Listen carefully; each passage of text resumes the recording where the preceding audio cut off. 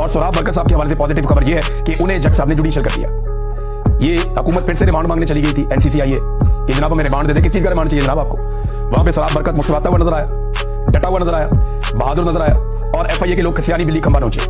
ये नहीं, उनके पल्ले कुछ नहीं था। साद रसूल साहब का बहुत शुक्रिया, बाकी जो वकला वहां पे मौजूद थे, मैंने अबू जर सलमान न्याजी साहब को भी देखा, तो तमाम लोगों का बहुत शुक्रिया। बड़ा अच्छा मुकदमा हैंडल किया साद रसूल साहब ने, बड़ा अच्छा केस लड़ा, बड़े अच्छे आर्गूमेंट किए। मैंने तकरीबन सारे आर्गूमेंट फोन करके दोस्तों से वहां सुने और मुझे बड़ी खुशी है कि बड़े शानदार अंदाज में ये मुकदमा लड़ा गया। खुद भी बड़ा अच्छा मौक़िफ़ रखा मीडिया के सामने भी और वहां पे मौजूद लोगों के सामने, जज के सामने भी, सोराब बरकत साहब ने। तो ये बड़ी पॉजिटिव खबर है कि उन्हें जुडिशियल कर दिया गया। अब उम्मीद है कि एक आधे दिन में सोराब बरकत साहब की जमानत भी हो जाएगी, अगर रियासत किसी और भोंडेपन पर ना उतर आई तो। अल्लाह करे इन्हें होश आ जाए, क्योंकि पूरी दुनिया में इनका मजाक उड़ रहा है, पूरी दुनिया में इनकी जंग हसाई हो रही है। तो अब जुडिशियल हो गए हैं सोराब बरकत साहब और मैं उम्मीद करता हूं कि बहुत जल्दी वो इस केस के अंदर से बाइज्जत बरी भी हो जाएगी, लेकिन अभी फिलहाल पहले जमानत करवाई पड़ेगी उनको। नवाज शरीफ साहब ने नाज़रीन जो किया वो उनके सामने अब आना शुरू हो गया। पीएमएल ने सफाइयां दे दी क्योंकि शहबाज शरीफ साहब को तो बुलवा लिया गया पाकिस्तान, वापस वो पहुंच गए। अब दोबारा से सर जोड़ के बैठे हैं, करना कैसे? क्योंकि जिस किस्म की भोंडी आईनी तरमीम इन्होंने कर दी है, ना वो अमेरिका के पल्ले पड़ रही है ना इनके अपने पल्ले पड़ रही है कि अब करना क्या, किसको कौन सा ओहदा देना और किस तरीके से देना है। तो ये सारे फंस गए हैं। पुराना एक सिंपल तरीका था, उसको हटा के नई चीज तो ले आए, लेकिन नई चीज की तैयारी इन्होंने नहीं की। ना तो इन्होंने रूल्स बनाए एयरफोर्स के लिए ना नेवी के लिए, और अब डायरेक्टली ऊपर से रूल बना के तो कह रहे जो इंप्लीमेंट करना है तो कैसे करना है।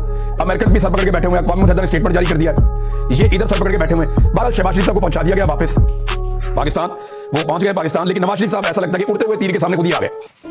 नाज़रीन इस्लामाबाद में ये मुबैना तौर पे एक हाई कोर्ट में जज को लाया गया था, और ये उन जजों में से जिनको लाया गया था पसंद करके, जनाब इन जजों को पहुंचाओ इस्लामाबाद हाई कोर्ट में। तो एक जज को पहुंचाया गया था मुबैना तौर पे। इस जज के बेटे अबू जर ने गाड़ी की टक्कर मार के दो बच्चियों को, दो खवातीन को जो स्कूटी के ऊपर जा रही थी, गरीब खवातीन है, स्कूटी के ऊपर जा, उनके पास गाड़ी नहीं थी, तो उन दोनों को जहां भाग कर दिया।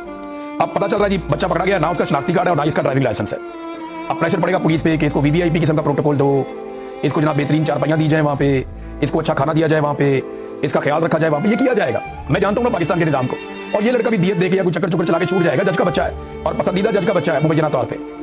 लेकिन आप ये देखेंगे वो गरीब खवातीन, उनका क्या कसूर है? गाड़ी के नीचे देके कुचल दिया और मार दिया, और उम्र भी पूरी नहीं है। तो इसके अंदर केस जो है ना, ये मेरी राय में केस बनता है वाइकेरियस लायबिलिटी का।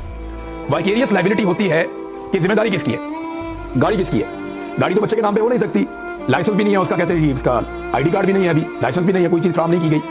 तो जो छोटी उम्र का बच्चा अगर वो गाड़ी चला रहा है तो रिस्पॉन्सिबिलिटी उसके गार्डियन की है। Then who is the guardian? उसका बाप। तो ये वाइकेरियस लायबिलिटी में केस उसके बाप पे